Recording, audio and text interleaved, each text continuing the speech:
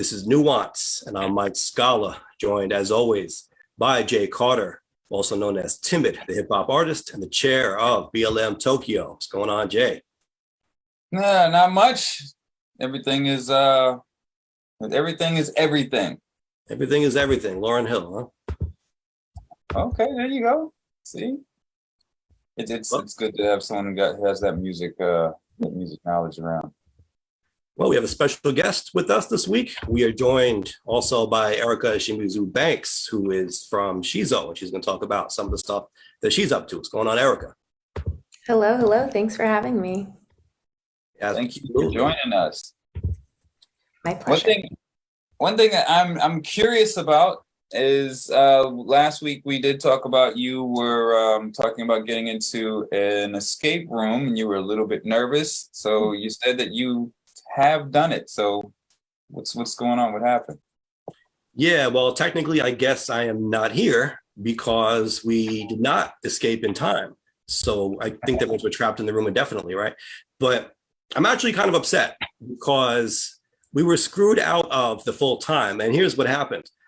We were told to arrive 15 minutes early. We didn't get there 15 minutes early, to be fair, but we did get there. And this is in Midtown Manhattan. There were 2 floors that had this escape room set up. So we went to the floor that was listed on the address of the place. And we had to wait behind this big group who had some kind of confusion about their credit card. And they were like, you have to have the same credit card that you used to book the reservation. You have to have it hit here, or at least get a picture of it, and to try to figure out how to get this credit card or whatever. And it took a while for them to get checked in and get their stuff figured out. By the time we got up there, they said to us, oh, you guys have to go downstairs to your room is 1 floor down. So we went to the 1 floor down, and it was a whole different place now. And they're saying, because we didn't get there on time, now it's like half an hour almost beyond the start time. They're saying that they had to take time off of the time we would have, but they didn't tell us how much it would be. So I was like, okay, maybe it's gonna be 2 minutes, 3 minutes. I had no idea. I get in, we start the thing. They took 15 minutes off out of the hour. Now we're already locked in the room when I find this out. I still don't know how long it's supposed to take. So I'm like, all right, maybe we can do it in 45 minutes. I don't know, my first time doing it. But no, we couldn't finish it in the 45 minutes. We did get pretty far along the line. I wasn't the biggest fan of it, to be honest with you. I liked the concept of it, and I really wanted to get into it, but maybe you have different experiences you can tell us about the ones that you did. This one seemed to be all about finding numbers that you use to then open up another combination lock. And it was like one combination lock after the other. So you got 3 numbers or whatever it was to open up the next lock. And then you got a clue, which led you to the next 3 numbers. And you went for lock after lock after lock after lock. And it was kind of boring to me because the whole setup was you were in a detective's office trying to solve a murder mystery, all this kind of stuff. But it kind of took me out of the experience when all I was doing was trying to find numbers. So it was like more like a number puzzle than a real murder mystery. It sounds like it was a badly written scenario, because some of them would have, maybe a lock type of thing, but there'd also be, puzzles and things you could deduce or clues that you would look and find. Maybe there's something, the next clue is involved with 3 different things in the room and you got to piece it together or whatever from whatever the clue is or whatnot. So what they do is like every, I don't know, couple of months or whatever, they change the scenario and have a new one because, you want people to come back and whatnot. So maybe It was a badly written scenario. But yeah, I enjoy them. I've done 2 of them, one in the Philippines and one there in the States. And I had, I enjoyed both of them. We did escape on the one in the States, did not escape on the one in the Philippines though. Yeah, this particular place had several different rooms. I'm not sure if they ever changed the scenarios or not. It just seemed like they had a lot of options to choose from over 2 different floors of this building. So if you do one, you can go back and do one of the others next, I guess. I'm not sure if I would go back based on my experience with this. Yeah, how many people did you go in with? Just 2. And that's what I was thinking. I was thinking maybe because what you said last week, that when you had a bigger group, you were able to do it. When you had 2 people, you couldn't do it.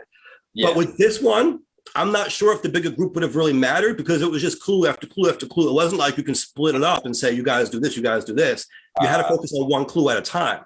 The only thing it might have helped with was trying the different combination locks in the room, because once you got the clue, you weren't sure which lock would open up with that number. So you had to try a few different locks till you found it. Right. Have you ever done one of the escape rooms, Aerica? I have to say I haven't, but I did one of those like participatory kind of like theater things in New York, like near the High Line, and it was called Sleep No More, if I remember correctly, and it was like a ghost story, um, Like solve a kind of a mystery. precursor. Yeah, you could. It was kind of like a precursor to escape rooms. Like this had to be like almost probably 8 years ago, like almost 10 years ago. So it's been a while. Thing. I'd like to try that too. I like those types of things. I think it's fun. It's that participatory thing. You're in the middle of it. The story has to, of course, be be good. It sounds like to me, like I said, it might not have been a good story because the ones that I've been in, there could be different things working on at any one time. Like you don't have to solve everything in a sequential order, which I could see how that could be like, could get repetitive if it's the same Right. type of puzzle over and over again. Right. And the way this was set up, they let you wave at the camera in order to get the next clue. Because they give you, I think, 6 clues throughout the course of the room. Right. But the thing is, we got these numbers and we waited for the next clue because we thought, okay, the numbers weren't opening up the lock. Maybe there's something else that we need to know, more information or whatever. But they didn't want to move to the next actual clue. They kept telling us, you got the right numbers, but they're in the wrong order. But so like they wouldn't actually give us the next clue. They were just stuck on the numbers that we had. And these were like separate from the main clues that you got. It was the instructor or whoever, the person controlling the room on the outside, kind of like giving you hints on what you were doing. And they wouldn't give us the next actual clue. The other thing I didn't like about it, say it again. They take time off usually. They don't take time off usually? No, I said if they give you a hint, usually they take time off. Or was this not a part of the game? This is part of the game. They were saying that there are 6 clues, and you can see on the screen, like every time you got one, they got checked off. And it was saying like you do this when you're ready for your next clue. But in addition to those 6 clues, the instructor or the game master or whoever was also giving us clues based on what we were doing. But she said that was also going to be part of the game. Like they watch you and they try to help you out, I guess, along the way. But it was very serial. Like we were stuck on, got these numbers, but you have to figure out how to open the lock with these numbers. It wasn't like we can get a clue to help us with the larger picture or something else that came into play. It was like one thing at a time. Another thing I didn't like about it was they spent a lot of time in the beginning basically saying don't touch anything on the wall, and they had these little red stickers. They were like, these are screwed in. Don't try to take it out. Don't touch it. It's fine. You can look at it, but don't touch it. But then at the end, when she came back in, she was like, oh, yeah, one of the clues was you have to like press into this picture and it opens up. It's like a secret compartment. And like you spent so much time saying, don't touch anything on the wall. I wouldn't even go near those pictures, Yeah, it sounds like I would try a different one. Lixa in the comments has offered up some options. Try Adventure Room. They're more interactive. I don't know what the difference is with an adventure room versus an escape room. Maybe just premise of it, but I was telling Mike last week that this idea of these escape rooms actually started in Japan. Like the first ones were in Japan, and I think they stemmed from some of the TV shows, because they would have these types of TV shows where they put the celebrities in these escape room scenarios and just watch them try to figure it out. So I would not be surprised. I think Japan still kind of reigns supreme when it comes to innovating through games and finding ways to entertain people of all ages. Well, they've got things have changed a little bit. You're talking back. You mentioned eight years ago. I think you go back a little ways, and some of the TV shows in Japan were quite brutal. They had to eventually change after some incidences. It's kind of crazy. Well, this was apparently based on the movie Saw, and I found the concept of it to be weird also, because I get you're in a detective's office trying to solve a murder mystery, like that's all good, but they give you possible suspects, like, well, maybe it's the wife, or maybe it's the mistress. They're having an affair. He's going to come clean and she wants to avoid it being found out. All these different things that make sense. But then it turns out that you're lured into the detective's office by the killer, who has kidnapped the detective who is trying to solve the mystery.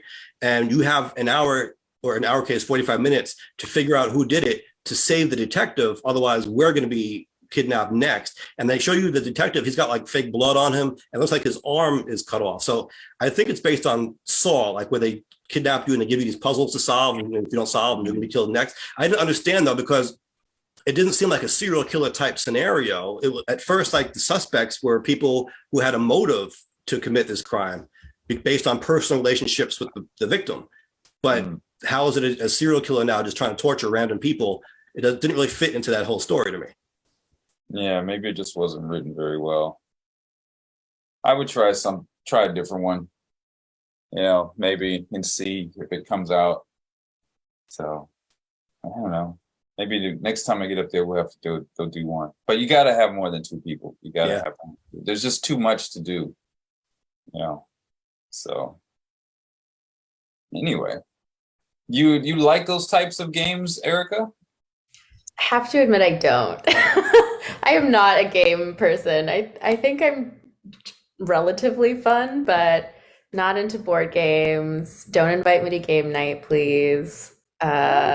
Yeah, it's not my thing, but I respect. Yeah, I didn't get claustrophobic. That was the thing I was concerned about. I was just immersed in trying to find the next clue, the next combination for the locks and all. So I wasn't thinking about I'm stuck in a small room. That never even crossed my mind. In fact, the time flew by fast. I didn't even realize I was stuck in a room. Yeah. That I didn't think that would be any kind of an issue. I mean, first of all, it's usually not super tiny. It's not something that there's room to move around and whatnot, and you can really leave whenever you want to. It's not that it's actually locked. It's just more that there's a time limit. If you leave before that time limit's up, then you just lose the game, basically. So, well, here's the last thing I'll say on this that kind of annoyed me. Before we began, they said if you have to use the bathroom, use it now. So we said, all right, I guess we should try using the bathroom. But that just added more time to it. And so like they told us to use the bathroom, and then they took time off for starting late. But it's like it was really what they were doing. That they kind of made us late. But it is what they owe you 15 minutes. That's right. Yeah, that's funny. All right. Oh, you have a fan in the chat, Aerica. We have someone in the chat, Louis Katzen, lifelong fan of Aerica S. Banks here. Awesome discussion, fam. Oh, hey, Louis. You're a celebrity. Yes, old friend. Hardly, but it's nice when friends tune in. I appreciate you, Louis. Yeah, definitely. Very nice. Shout out to everyone checking us out. And every week we do a poll here. So I figured we'd go over our poll results from last week. We talked about $5.5 million being allocated through the city of New York to build a hip hop museum in the Bronx. And there was some pushback on that when it was announced. Some people said with everything going on right now, you have so many pressing issues. Why are you spending $5.5 million on a hip hop museum? So we put the poll out to ask people if they thought this was a good use of money or if the priority was in the wrong place. And on my Instagram, 71% of respondents said it was a good use of money, while 29% said that there were more pressing issues and it should have been allocated elsewhere.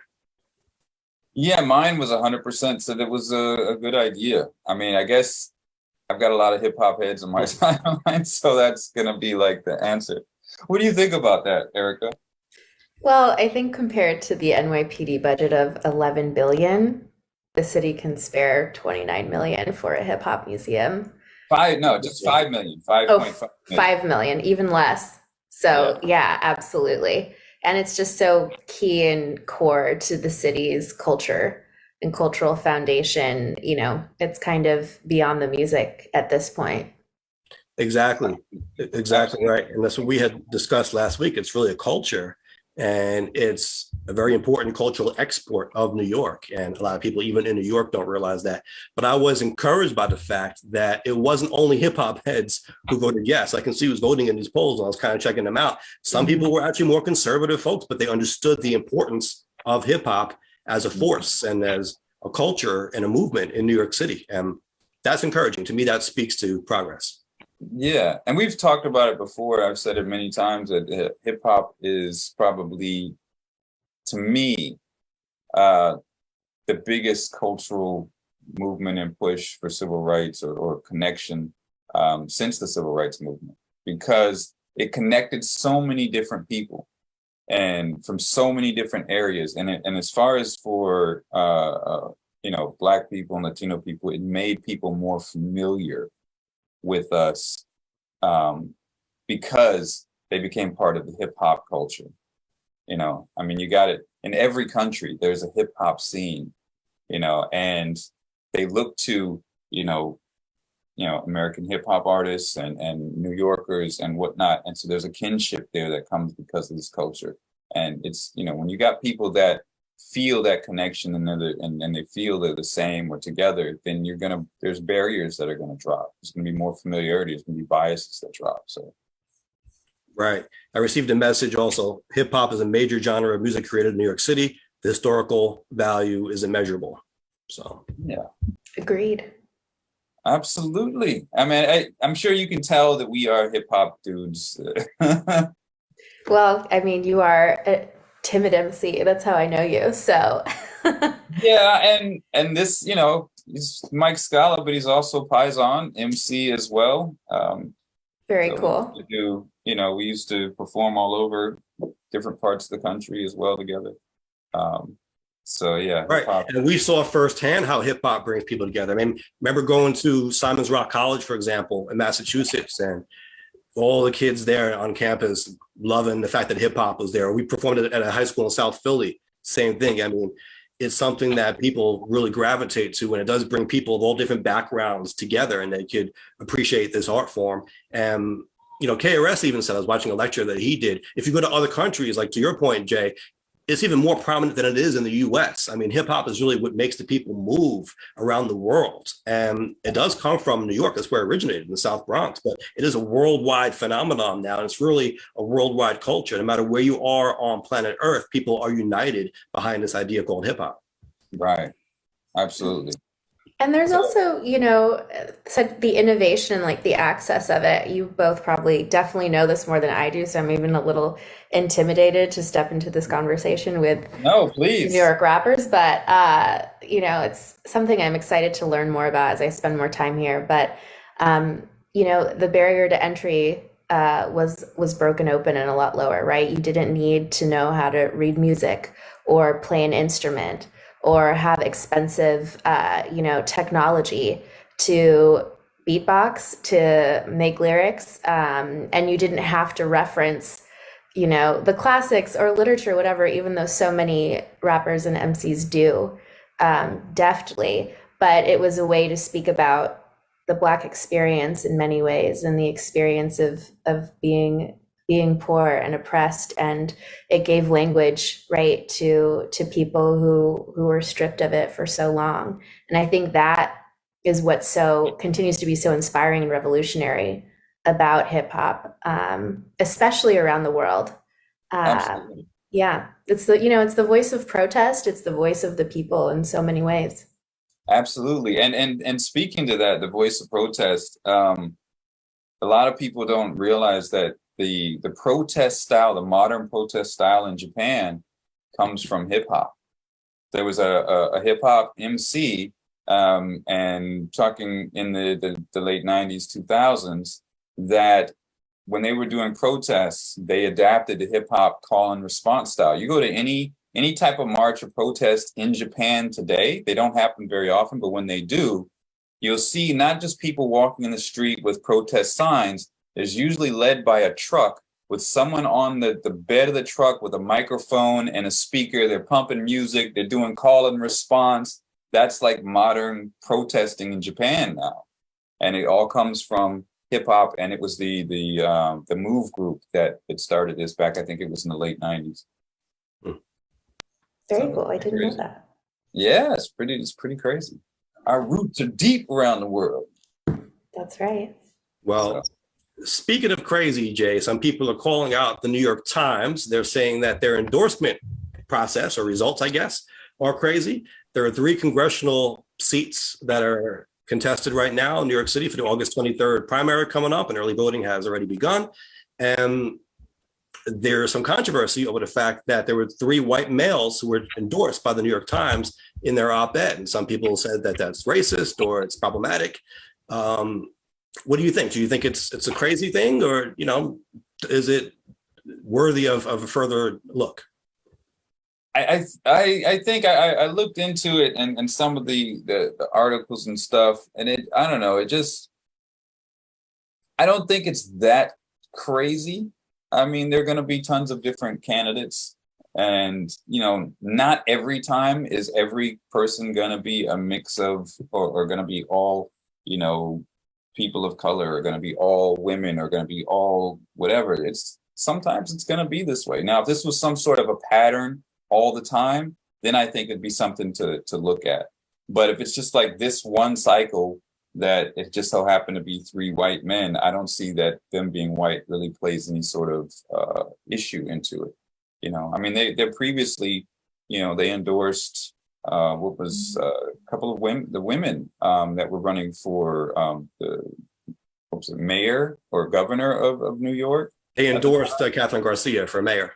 Right. Exactly. So I don't think, it doesn't seem like it's a pattern to be enraged about.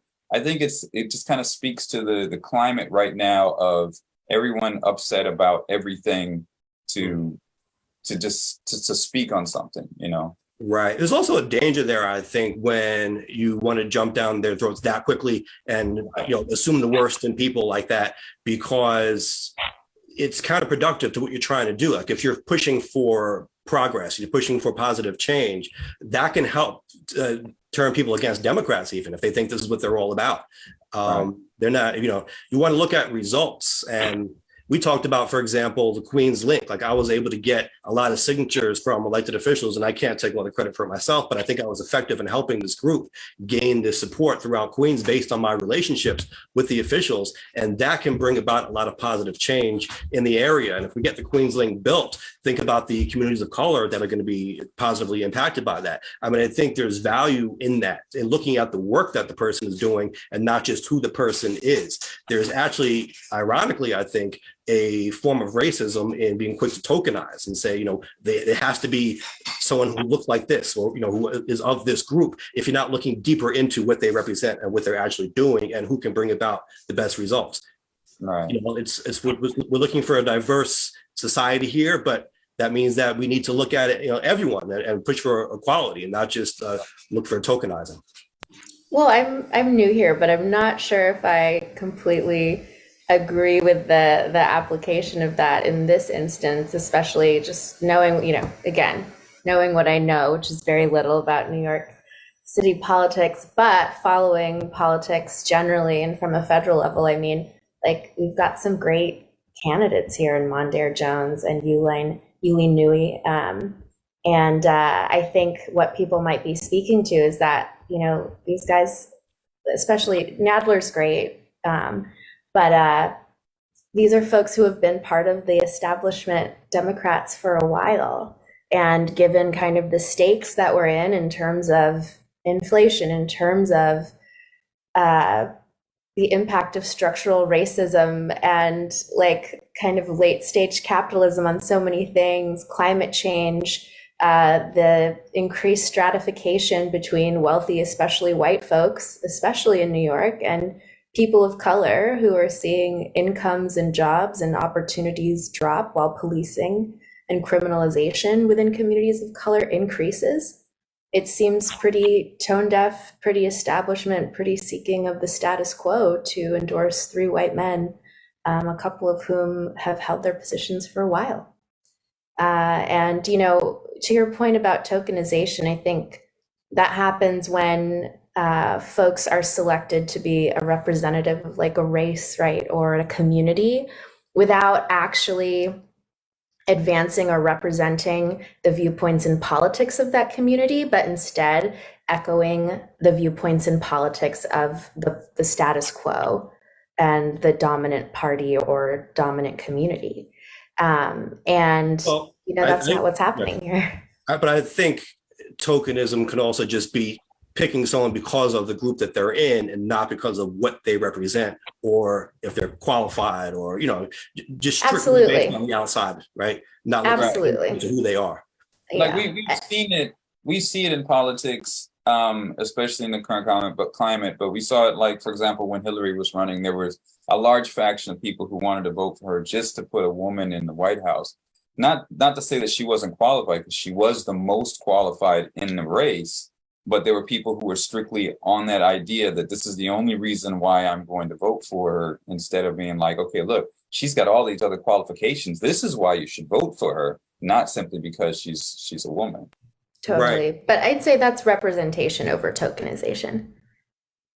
Okay. Okay.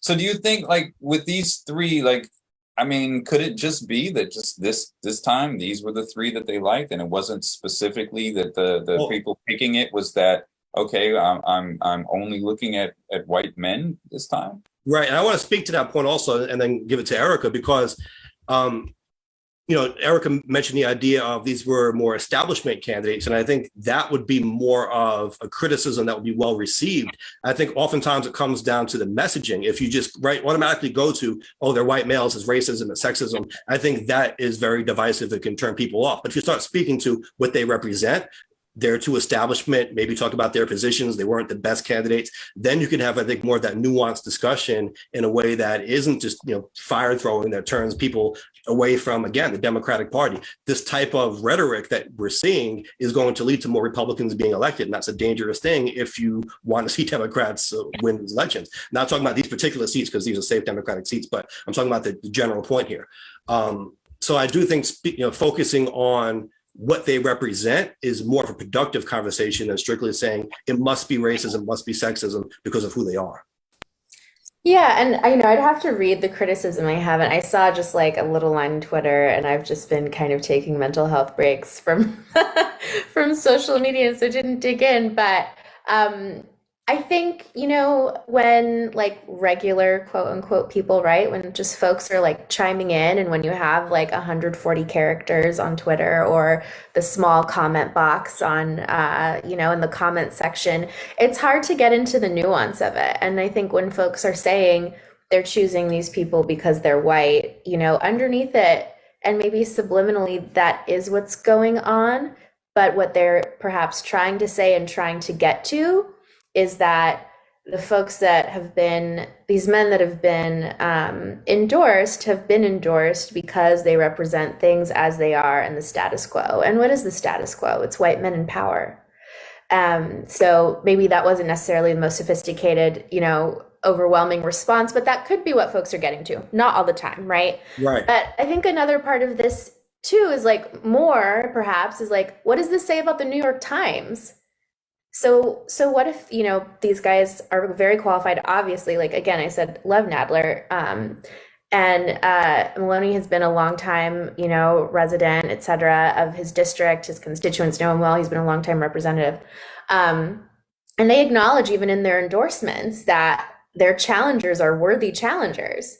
So I think what people might be getting to is like, what is it about the New York Times' point of view now, and the folks that represent the Times or speak for the Times, that they are intentionally like kind of advancing moderate, mainstream, white male candidates over the next generation of qualified people of color who would actually represent their districts more accurately as well, if we're just looking at ethnic or gendered background. And so I think that might be part of the criticism. Yeah, and I think you're right that there's some overlap there between their identities and their politics, maybe. And to Jay's point, I think, asking why is New York Times endorsing these candidates more so than their identities, I think they do represent that more establishment, moderate, if you want to call it that, lane as far as the Democratic Party goes. And maybe that's the direction that the Times is trying to move in right now, seeing the results or seeing the backlash, I guess, to some of these far left candidates getting spanked and, just being unpopular nowadays. Right. And I mean, I also get, the point that you're speaking on, Aerica, as well as, not only just as the representation of the areas that they're running for, if they're more representative of the people, and how that can be a positive and beneficial impact on those communities. And as far as being able to work with those communities. So I think that, that does play a part. I did see in I think it was the New York Mag did criticize the New York Times and saying that they were sticking it to the progressives. So they took the position that the New York Times' choices were actually, a dig at progressives, instead of, I didn't see that they were going that they were white men route. It was more that they were digging at progressives by choosing, I guess, these Right. moderate. And that's a good, and that's an astute observation, because like Aerica said, there is some overlap that you can't entirely separate the ideas. But let's say they were all white men, but they had all different politics. Let's say they had a conservative white man, a progressive white man, and a moderate white man. Then I think there would be more of a case that, okay, what do they all have in common? They're all white men. Whereas now you can kind of tie them together to that politics, so to that ideology, or to that lane, or what have you. And so it does, I think, come off as, I don't know if you want to say race baiting, whatever it is, but maybe unsophisticated to just make that criticism that it's a racist or a sexist thing. Lixa in the chat says, I would vote for the best qualified person, not based on gender, sexual orientation, or race. If people continue to say racism instead of having a discussion of why, people will be turned off. And I agree with that. I think it's all about messaging. It's about the way you have these conversations. And I do think that that's a toxic way to have the conversation if we're really about progress and we're trying to see the best candidates win, and if we're trying to move forward as a society. I half agree with Lixa. Go ahead, Aerica. Well, I wonder, what does progress mean to you, and what does progress mean to New York City then, right? Because if these establishment folks are getting this endorsement, what that's showing is that the New York Times is playing it safe and playing it moderate in a time of extreme conditions. We're seeing extreme, stratification, extreme poverty, extreme whatever rise, or at least responses to violence and racial strife and all of these things. And so, what does that say about your vision of progress for the city when you're choosing the safe bets? I think though that there's a concern. Hold on a second. Let me just make this point. I think there's a concern of winning the midterms, not just in New York City, because New York City is a safe Democratic area in most districts, and certainly in these. So that's not the concern of losing these seats to Republicans. But I think that the overall messaging is trying to get to a point where the Democrats can win the midterms, which is progress. If you think that Republicans as a whole are holding us back and holding progress back, you want Democrats to be able to win. They're not going to be able to do that with some of these candidates that are pushed. Again, yes, they can win these safe Democratic districts, but overall, nationwide, it's going to be a net loss. And that's one of the reasons Democrats are going to lose, if they're going to lose, because the perception is the party is being pulled and being controlled by the far left extremists. Now, I think that there is a valid point in doing that. I think that you have to win if you want progress. I mean, if we're going to lose seats, is that really progress? Right.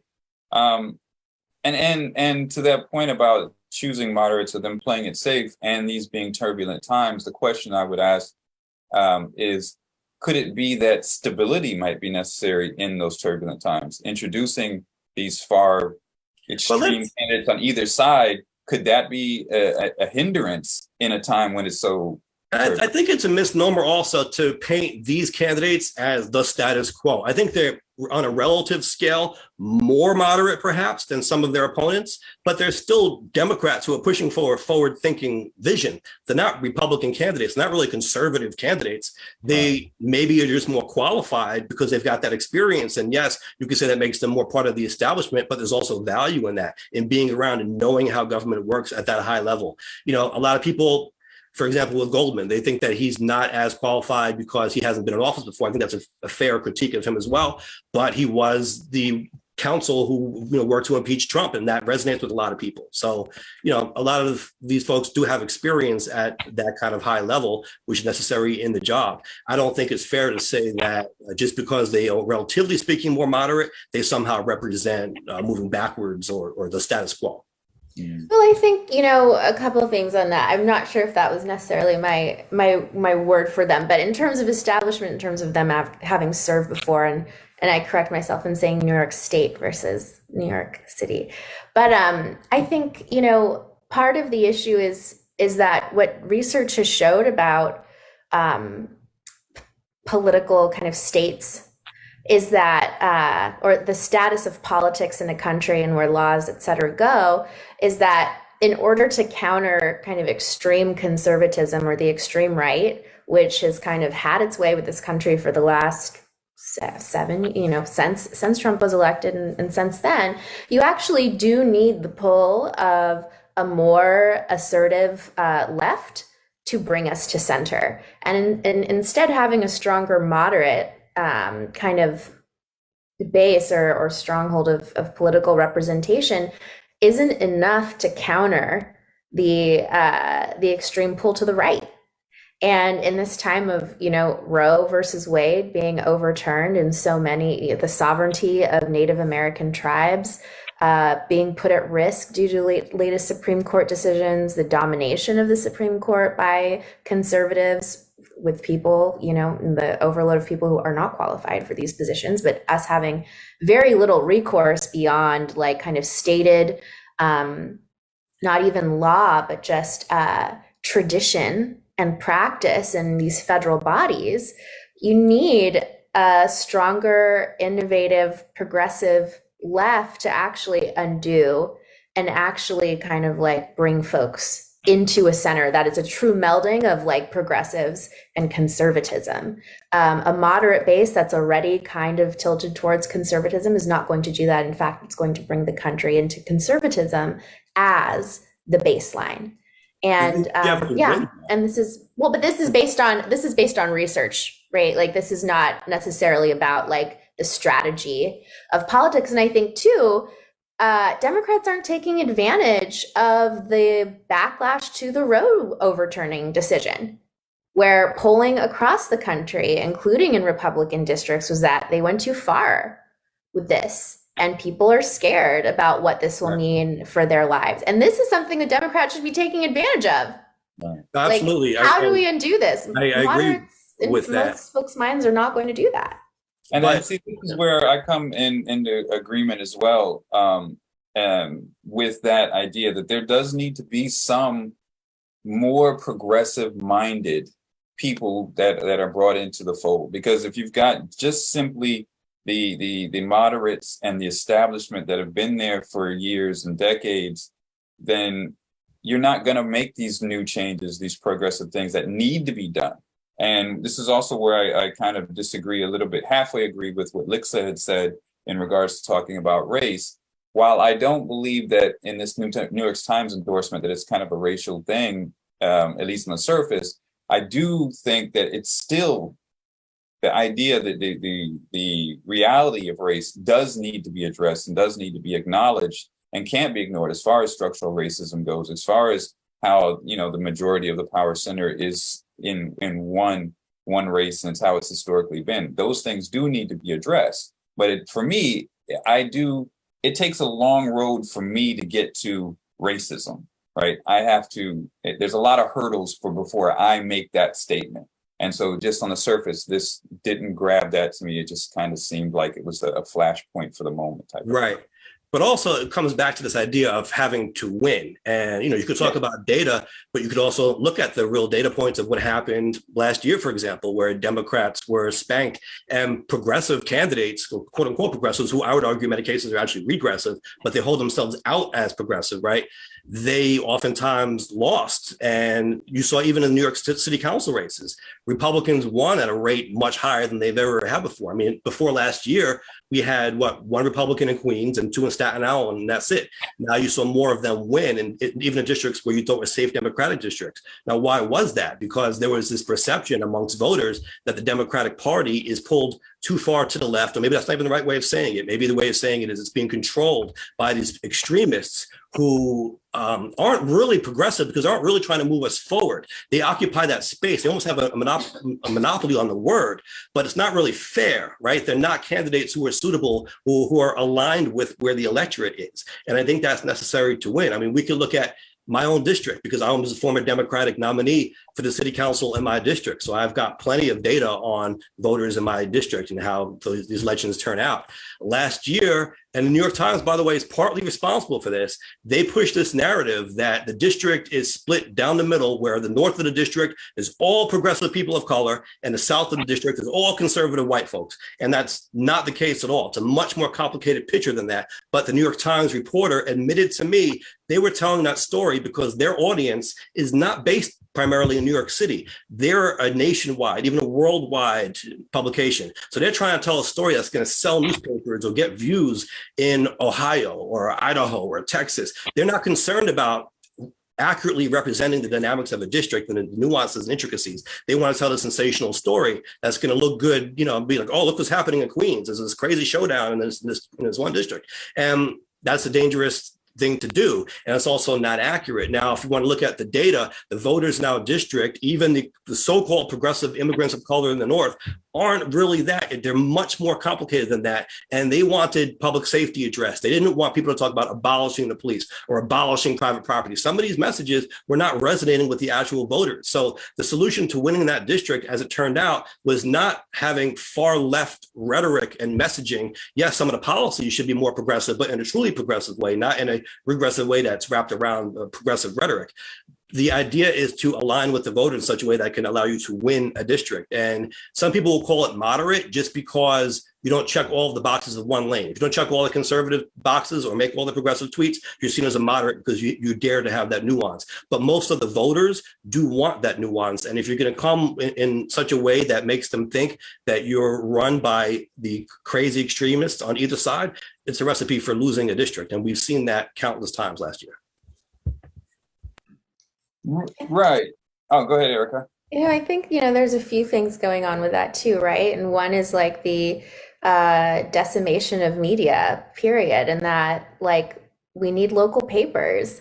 We need local papers to understand those nuances, to reach out to community, to represent the viewpoints of those constituencies. And we have that less and less, to the point where a New York Times is supposed to be the voice and the, kind of like insight, represent the insights of the entire country or certain aspects of the entire country and not New York, right? And the decimation and then conglomeration of media and journalism sites is contributing to that. And, that becomes kind of a tech conversation too. I think too, it's important to distinguish between social media and I think you were kind of alluding to, Mike, rhetoric versus actual policy. And with that, I think it's pretty reductive when folks, and has the New York Times has done a lot recently, which has been really disappointing, sort of taken these kind of blanket reductive stances on rhetoric that folks have seen on social media or that has proliferated on social media and conflated that with the policy issue or the public, public safety, public health, whatever issue it is, and merge the two. When in reality, in community, on the ground, and even at perhaps the representative level there and at city council level, there has been so much more of a nuanced conversation. Defunding the police does not mean abolishing the police, and there, but there are plenty of people saying abolish the police. But there are plenty of people saying that also. So but there's also, but it's also again where are we weighting our focus? So that is in tweets, but who's actually saying that as policy and what do they mean when they outline those policy plans? And there have been really detailed, actually very thoughtful, nuanced ideas of how to reallocate resources that have been dedicated to policing. They could have gone elsewhere, right? But it's been reduced to abolish or defund. And then there's criticism in the New York Times, why defund lost Democrat seats? Right, or in whatever. But that's accurate. But that's very accurate criticism because it's all about the messaging. If you want to look at policy and people's political ideologies in terms of what policies they support, you're going to find a lot of overlap even between Republicans and Democrats. Right, people kind of want the same things across the board. Just the way of talking about them varies. So elections are won and lost on messaging, and messaging is very important for that reason. Absolutely. And that's why I kind of blame journalists here, where it's your job is to tease out that nuance and make that clear and not contribute to the confusion and the conflation. But I think especially in the last year, that's what's been happening. It's also their job to parse through the noise of, say, what is trending on Twitter or whatever, and get down to what are the actual issues, what are people saying on the ground, What are the policies? How do we break these down? What are the proposals? And that's lost. And then also, depending on who is the messenger, a lot of newspapers have not been very thorough in interrogating their sources. There was, huge, I think folks are, becoming more and more aware, right, of like how like messaging from police departments and police unions is done, and like whether that's really based on fact or evidence, and what is the real role. Is this a PR role, or is this an informative, like, an informational kind of situation? And that kind of nuance needs to be teased out and challenged. And then in terms of, there was a scandal with the Washington Post recently, on when one of their longtime journalists, who's very well regarded, said he had several sources about the impact of the Roe v. Wade being overturned. It turned out it was one. It was a single source. And so that's really the journalist. That's the Fourth Estate's job, and that's why they play such an important role. But at the same time, like, I think we have cause to be pretty critical here, and how it has resulted in like shaping elections, especially recently. And then my final point would be that, yes, I think that philosophy about like playing it safe was a bit more accurate last year. But now that we've seen what happens when the far right, not just Republicans, but truly the far right, dominate every sphere of government, at the local up to the federal level, I think folks do now have an appetite and recognize, okay, maybe we do need a bit more of a stronger shift to the left, because how are we like, they've gone too far. They've gone too far, even for their own party. And I think that also brings in the thing that we were going to talk about, whereas Tim Miller, who was a Republican strategist, and he worked with the Bush administration, and he talked about how strategy in feeding stuff to the media was about winning the next news cycle. And it was all about stoking these fears that their constituents or the people that they're aiming for have, so that they could get them to their side. It didn't matter about the news story. It didn't matter about informing. It was more about manipulating. And he apparently dropped out of the Republican Party when Trump came on board, and he saw that it was going even further. But he admits that at the time, even when he was working with the Bush administration, and the Republican Party's idea was this, to sow this sort of discord and to ride that coattails. And so as a journalist, like you said, Aerica, like, they're supposed to disseminate, they're supposed to sift through that, pull out what is right, what is not, and inform, instead of either adding their own bias or going along with what they're being fed. Right.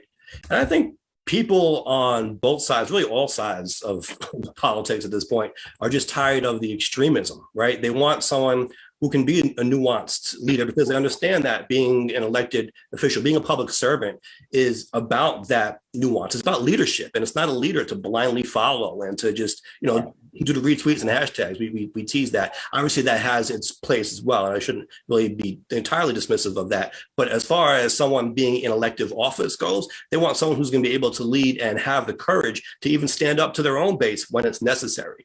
And, I think that's really the key to moving forward here. That's really what the progress is. If we want to move forward, if we want to be quote unquote progressive, we need to progress. And that means moving away from this extremism that we're seeing on both sides. I mean, there's a real danger that the Democrats can lose their party to what's essentially the Tea Party, the equivalent of what the Tea Party was in the Republicans a few years ago. We need to move away from that. And I do think, to the Times' credit, their endorsement is representative of that idea.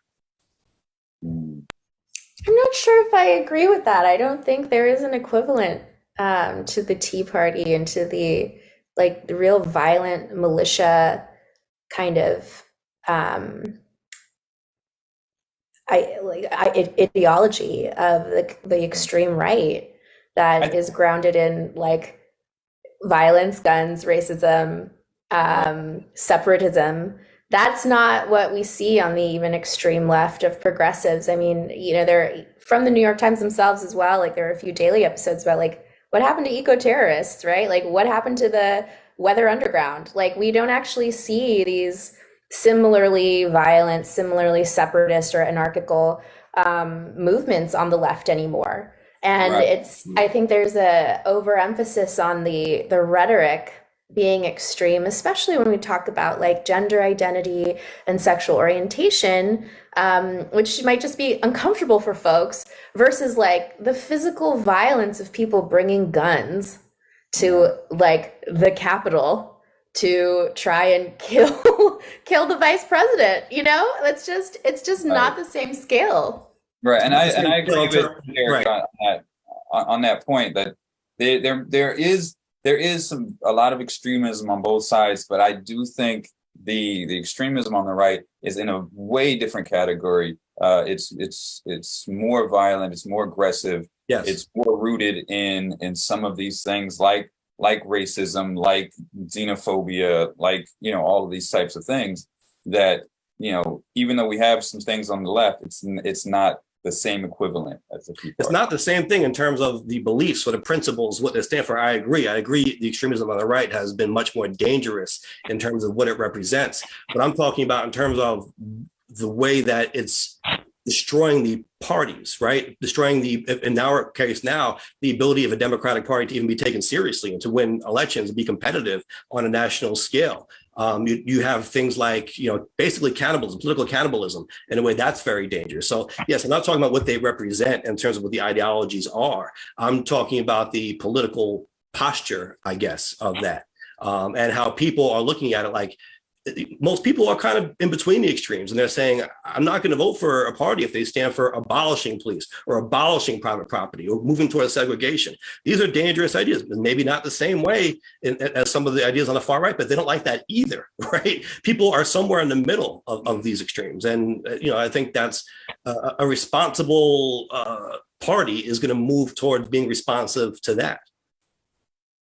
And I think, it's our job as folks who are engaged in public discourse, and then definitely the job of journalists in the fourth estate overall, to like actually accurately portray how those movements and how much that rhetoric actually represents the party, the people in it, and the communities they serve. Right. And so sure, it pops up, but just because it's a trending topic or something that Fox, Tucker Carlson has latched onto on Fox News, doesn't mean it actually represents a dominant view of the party or any. But it's dangerous. It's dangerous to dismiss it in that way, because it is actually very prevalent in a lot of these districts and a lot of these areas. New York City being one such area. I mean, I would take questionnaires from some of these groups who do have a lot of influence in the city, and maybe they don't have a lot of members in my particular district, but they still have members who can volunteer, and they can give money, and they can do mailers and do resources, and they play a role in all of our elections here in New York. And they do have these purity tests, and some of the questions are pretty outrageous. Now, I don't want to make it sound like I'm saying it's the same exact thing as the violence on the right, but I'm talking about politically. It's dangerous for the Democratic Party to be controlled by these groups who are on the extremes with a lot of their visions. And when I say extremes, I mean they're outside the mainstream of most voters, especially in a district like mine, which is more representative, I think, of a more moderate district that you find around the country, not necessarily around New York City. Just for example, you would get questions like, do you want to give constitutional rights to elephants? Do you want to make every eviction illegal? Do you want to abolish the police? Do you want to get rid of all private property?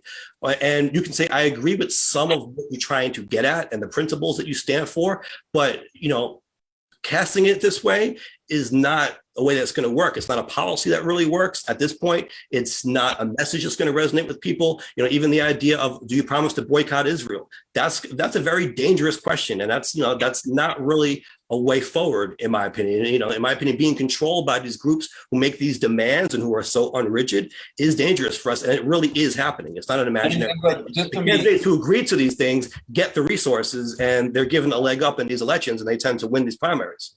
Just to clarify what you're talking about here is that you have these groups that, either community groups, political groups, whatever, that will offer endorsement to candidates running. And what will happen is they will send the candidates questionnaires on everything that they want to get answers on to decide who they're going to endorse. And in these questionnaires, you'll have these questions, and usually, there's not a lot of flexibility. They, either you agree with everything they put down there, no matter how outrageous it is, or you don't get any sort of endorsement from them. So some of these questionnaires do include some of these outrageous things, Right. and that can be an issue as well. So Yeah, no, I've seen those before. But if you look at who the number one fundraiser is for the Democratic Party, and like I'd say arguably like fundraising, right, speaks to control in a sense of the party, it's Nancy Pelosi. Nancy Pelosi is the number one fundraiser. It's not AOC. It's not Bernie. It's not any of the more far left candidates. It's the speaker. So, I think we should be careful a little bit of using like the word control. Again, it might be what the dominant, it might be what the media has latched onto, but the reality on the ground and in terms of dollars is quite different, and is not as far left, is not as The progressive. thing is, though, that's more targeted to certain races. Whereas if you look at the wide net that's being cast, you're seeing there's more energy amongst these far left groups. Because what you're finding is that people who are more, if you want to call them moderate minded, they don't get involved to that extreme degree, right? They're more busy with their families, their lives, whatever. They're not obsessed with this political stuff. But the energy tends to be in the extremes. And the side effect of that is you do see these questionnaires. Like I said, I got a ton of these questionnaires. You don't really get questionnaires from these more moderate groups. They don't really exist to that same extreme degree. You're getting them from these groups who want to influence the elections in a way that's coming from the extremes. And they do call them purity tests because you do have to answer their questions with 100% the way that they want. Otherwise, you can't get their support. And you might agree with 85% of what they have to say, maybe 90, 95%. That's not good enough. Sometimes they'll send you 500 questions. If you're not 500 out of 500, then they're not going to support you. There's always going to be someone who's going to step up and say, you know what? Yeah, I'll do it. I'll give constitutional rights to the elephants. Why not? And they're unfortunately the candidates who get the resources to compete in these races. A lot of the unions, by the way, do this as well. Now, to be clear, this question about the elephants was an actual question. That was an actual question. So not making up like Fox News making up. No. That was an actual question that one of these groups insisted that you said yes to. And it's dangerous. And I think now there's some talk to have a little bit more flexibility because they're seeing what happens when you don't. You lose in a spectacular way. And I think that that's going to hopefully start to change a little bit. But up until now, and I can speak really chiefly to New York City politics, this is what we've seen, that these extremist groups really control the primary in terms of the resources, meaning the money that comes in, the expenditures that are made, the volunteers.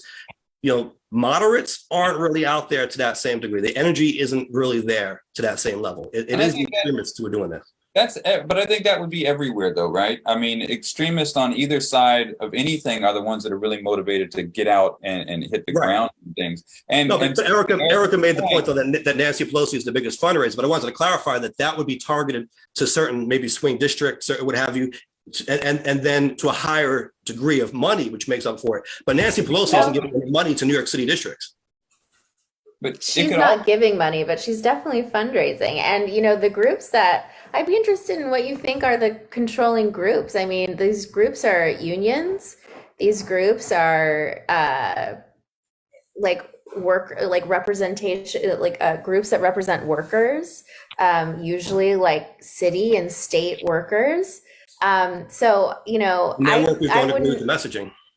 Well, but I wouldn't say those folks are extreme progressives at all, necessarily. And I think too, if people had the time to engage in politics, we'd actually see a more progressive vision than what is represented even by who are presumed to be far left candidates. But because people are busy, truly progressive, I agree with that. The problem is the people who call themselves progressives now are actually regressive in many cases, and we're losing because of it.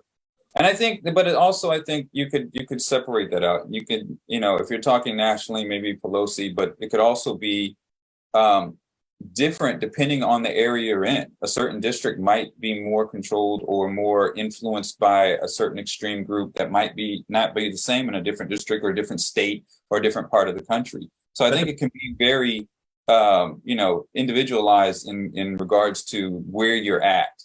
But I think So it needs to be more individualized based on a district by district approach. Unfortunately, you haven't seen that so far. You've seen a one size fits all approach or an attempt to make a one size fits all approach, which hasn't worked. So the people in my district, for example, may not agree with any of the messaging from these groups, but the candidates who espouse that messaging, who agree to say, yeah, I'll do the 500 out of 500, they'll get the resources from these groups who are trying to win everywhere. And that helps them in their primaries because the money doesn't have a message attached to it, right? A dollar bill doesn't have the candidate's platform written on it. It's just more resources for that candidate to campaign with.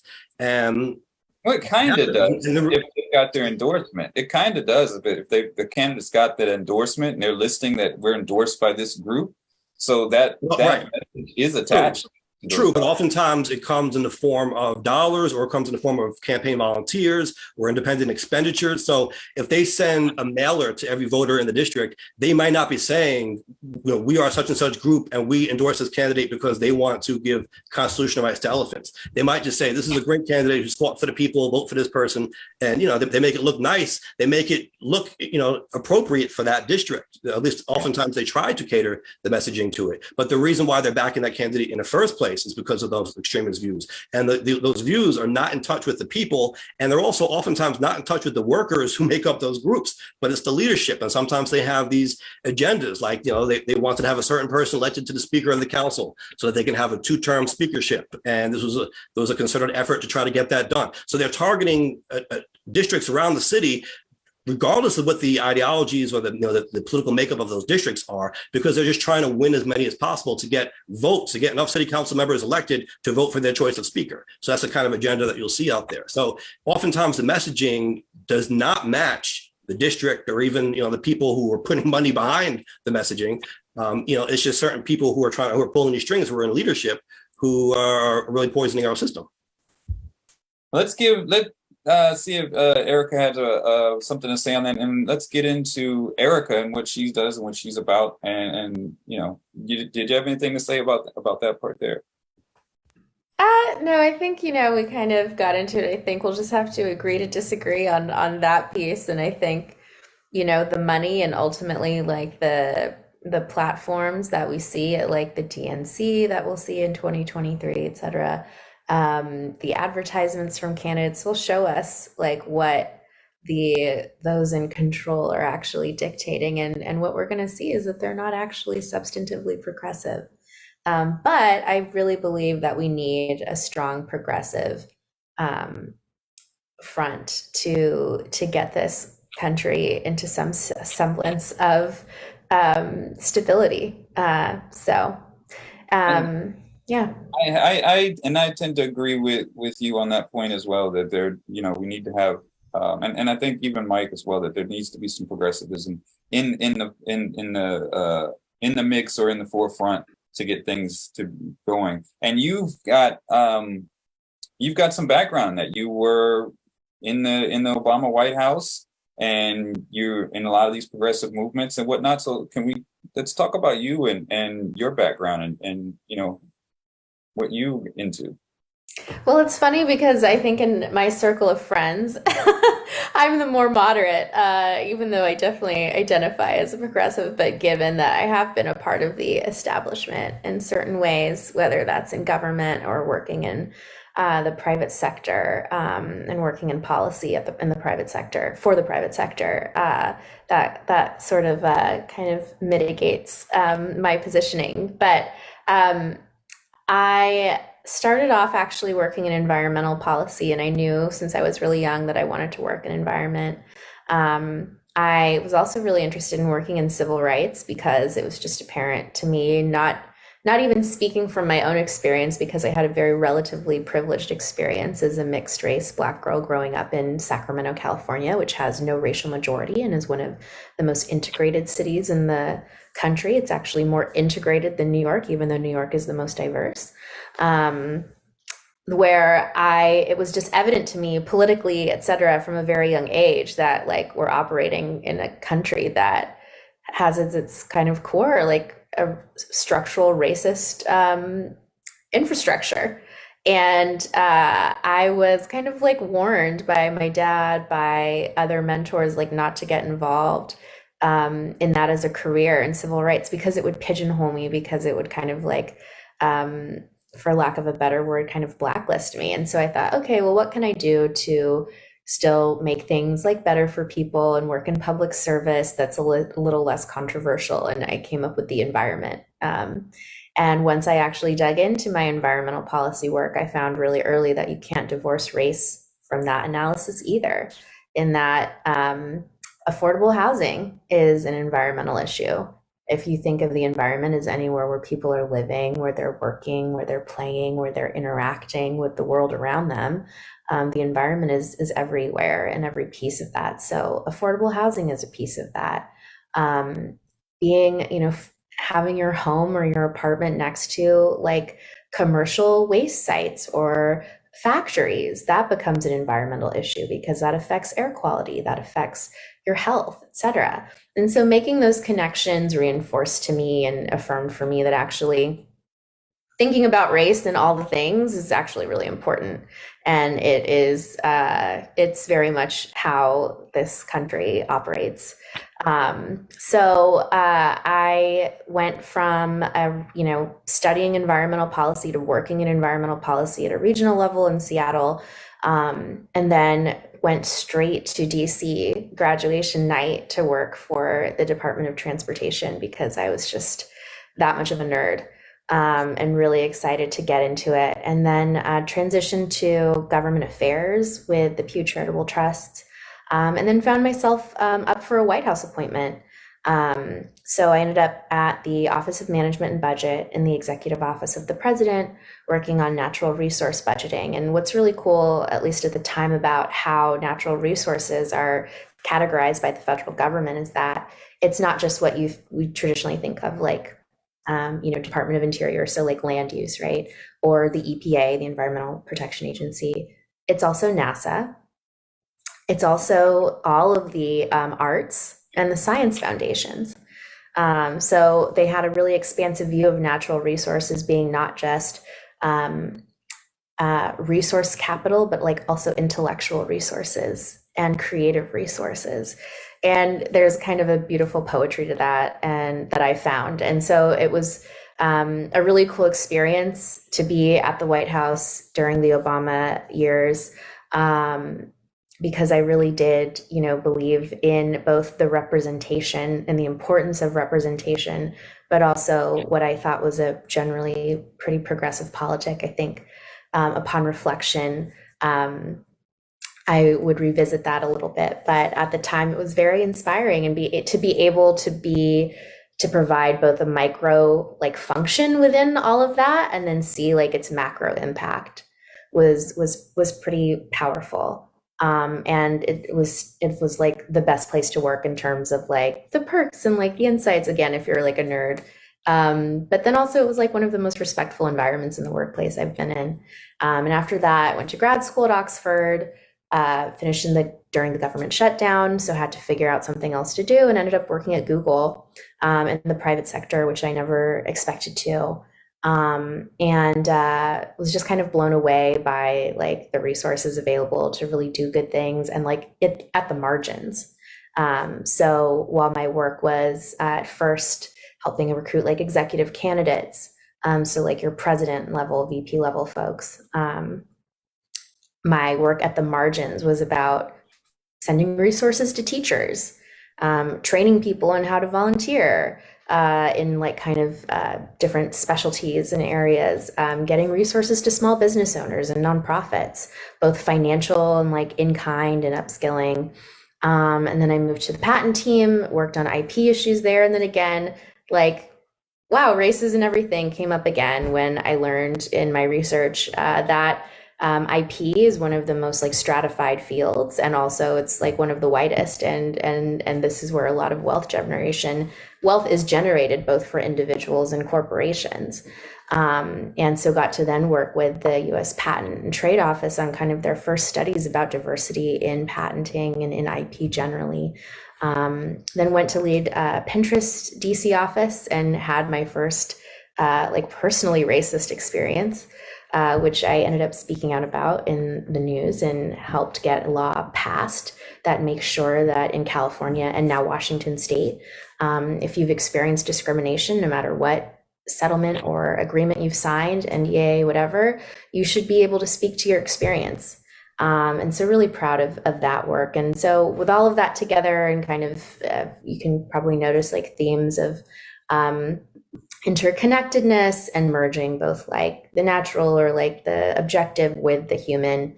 That brought me to starting my own consulting firm, Shiso, which is an intersectional equity consulting firm, started at the beginning of the pandemic that helps nonprofits, companies, especially startups, kind of build with equity by design from the foundation. And if not from that foundation, how to fix that and create the kind of intellectual infrastructure to build products, programs, and just companies and institutions that center equity and build that more, progressive and humane version of the world that I think we sorely need right now. Now, when you say with equity, what exactly do you mean when you say with equity?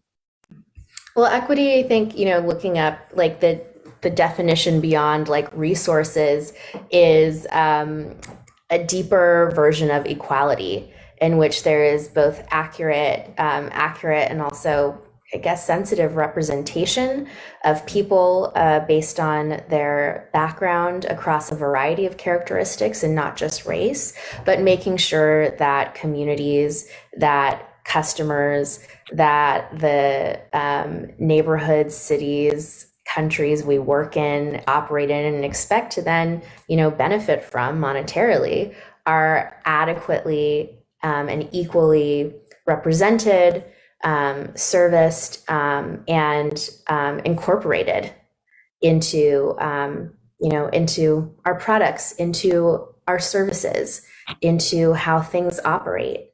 And so equity is about restoring accessibility, restoring access. I said that already, but restoring access really to folks who have been shut out, to folks who have been denigrated generally, across the board. And there's a great graphic that has kind of circulated about the difference between equality and equity, right? Like equality is where everyone's given the same amount of something, or like say three kids want to look over a fence, but they're all different heights. Right. Yeah. And they're all given the same level stool. Well, that's great, but that means the shorter kids won't be able to see over the fence. Yeah. Whereas equity is about, let's make sure you all have the same view over the fence. Right. So one person might need a taller ladder, right? One person might need a very short step. So equity is about, again, like we've been talking about, and which is the name of the podcast, nuance. Right. Right. And I think sure we have equal access. And that's what's important in any of these discussions. I mean, no matter what side people are on anything, and discussion, not just discussions, but in organizations, in movements, in interpersonal connections, like that nuance is very important and is often lost. So your company is called Shiso, right? Mm-hmm. I'm going to assume part of the shi is from Shimizu. Oh, funny. Actually, it's just the herb, shiso. Yeah, okay. Which is a Japanese word, right? So my mom is Japanese. She lives in Nara, Japan. I spent a considerable amount of time in Japan.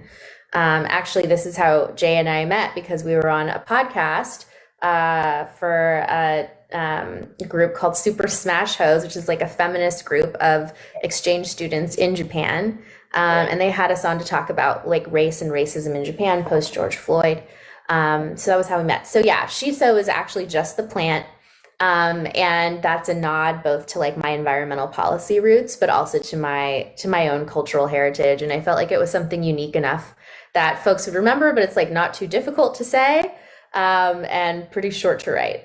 I thought it was a play on words on something. I was like, okay, Shiso, it's got to be something. She from Shimizu, maybe she's taken Shiso to also, of course, the herb, but also, she's so That's what I was thinking, right? Yeah, so you can play off that too. I'm not that clever.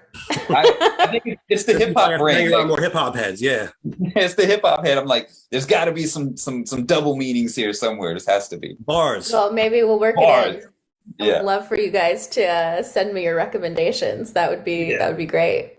Yeah. Let's go. Erica's got bars around here. Yeah, it could be like a whole ad campaign. She's so blank, dedicated, devoted, passionate, all that kind of stuff. I like that. Part of it. That's what I was thinking. Part of it. Yeah. I like that. You might see that from me sometime soon. I'll give you credit. That's what's up. That's what's up. So that's great. And you've been in New York for you're not originally from New York. So how long have you been there? So I'm kind of barely here. I am from California. I lived in DC for the last 12 years, and just as of the last couple of months, I now split my time between Brooklyn and Washington, DC. Okay. Yeah. So I figured that's why when I was surprised, I saw something on your stories and you were in New York. I'm like, wait a minute, didn't think that's where she was at, but okay.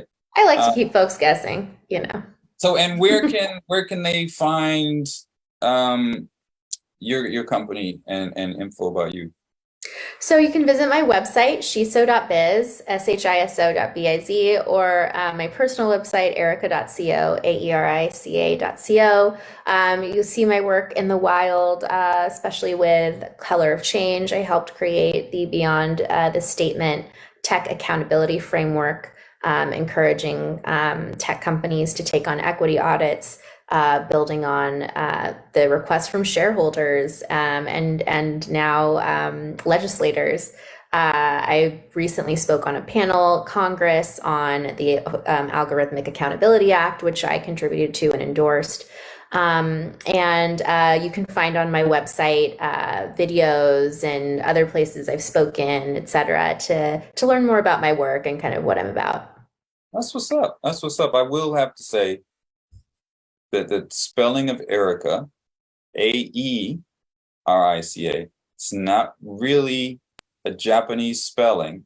That's got to be from the Black side. Oh, absolutely. My daddy wanted me to be unique. It's got to be. Mission accomplished. There is an Aerica as far as Japanese as a name, but he had to add some blackness to it. It's like, okay, let's throw something a little extra on. The mission was accomplished because now she could have her own website with just the first name and it's uniquely hers.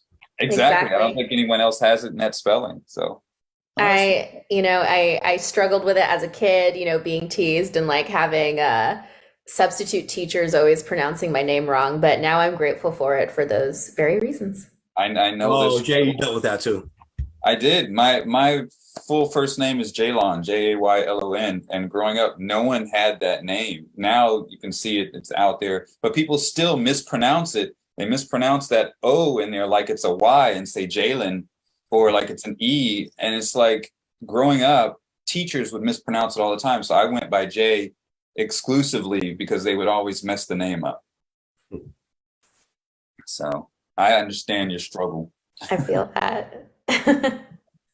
We did have a very spirited discussion and we're well over the hour, but we did have one more topic we wanted to get to. We'll keep it brief because we do have a poll question that we want to ask in relation to this topic, but it's about marijuana convictions and really should there be any prisoners of cannabis in today's day and age, given the move towards legalization. Of course, it's still against the law federally and many states still haven't completely legalized it yet, but it's where we're heading. And should people still be locked up because of it? There's actually an interesting case. I find it interesting because it's a guy that we kind of know. I don't really know the dude personally, but Jay, you might remember we went to Summer Jam. I'm trying to think of not Summer Jam, Scribble Jam.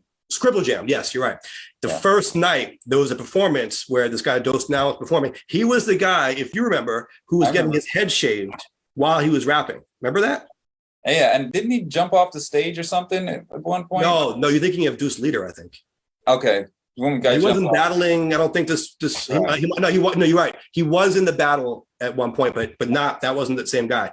But we saw him performing a set where he was rapping his songs, and that was like the gimmick, I guess, of that particular set. It stuck with me. I think he was like in a barber chair getting his haircut while he was rapping. Icon Mike King was there. He was always a big, collaborator with him.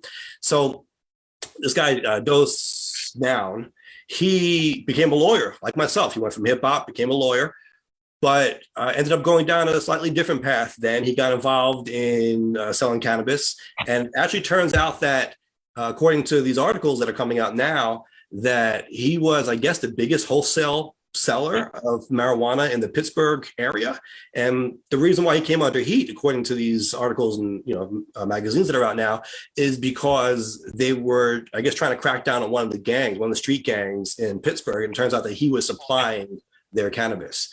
And so he ended up getting on their radar, and they ended up going after him. I guess he didn't want to testify against anyone else, so he ended up taking the fall and was sentenced to 5 years now in prison for these drug charges, weed charges. To some, it's successful. Some of the articles are coming out saying he's the last marijuana prisoner. I mean, in today's world, do we think it's appropriate to punish someone simply for, we're talking about nonviolent here, simply selling cannabis? Do you think that's a reason to keep someone incarcerated in this day and age? Absolutely not. But I also think it's an overstatement to say he's the last one. If you look at mandatory minimums, and if you look at parole rejections, you're going to see a lot of folks, particularly Black and brown folks, who are still being put away for marijuana, and even and that not at that level for decades. Exactly. I think it's a very optimistic thing to say, right? Like, he is the last one. Like, let's hope. Yeah, right. I mean, and also people are getting picked up all the time with marijuana as a pretext for all sorts of other regressive criminal charges that are really just kind of a tax on poverty. Right. So let's go ahead and we'll put that out there as the poll for next week then. If about marijuana, if there should be anyone still being arrested. Right. So I guess we can phrase it like this. The poll question of the week is, do you think there should still be people incarcerated on marijuana offenses? Right. Yeah, I think we're all in agreement here that shouldn't be the case. It's crazy. I don't think so. And the way they tried to justify it in this particular case was that he kept the gang, I guess, operational because he was given them. Right.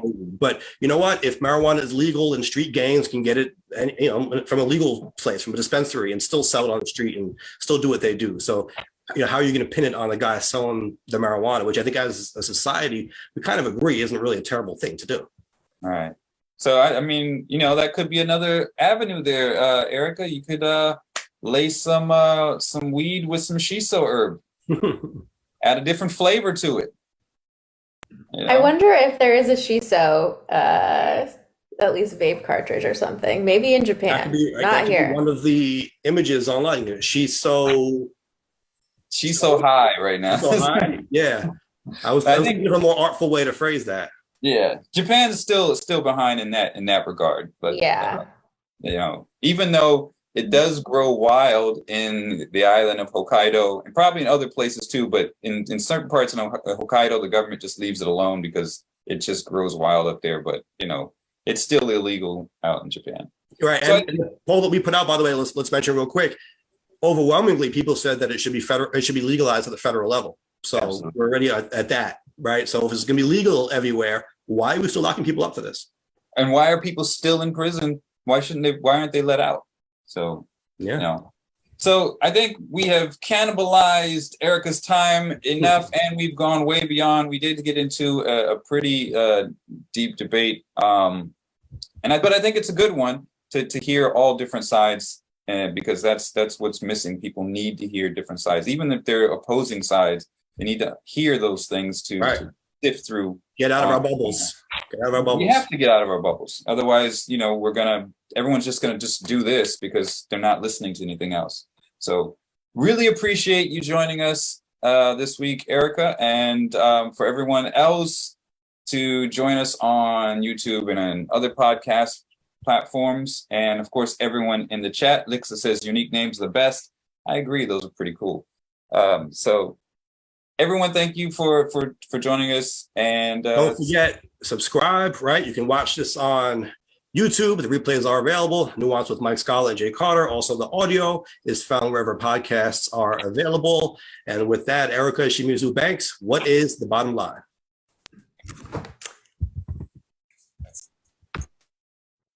Literally just one word. No, you can make a statement. Oh, okay. My statement is Bottom line is, the bottom line is now is not the time to play it safe. The time is to be bold in our vision for a progressive future. And I think the overturning of Roe demonstrates that. And I hope that I'm hopeful that could be enough to bring it home for the more progressive Democrats, regardless of what the New York Times says, come election day. okay. There you go. Let's go. Well, thank you all for joining us. Thank you, Aerica, Jay, everyone. Catch you all next week. Thank you. Bye.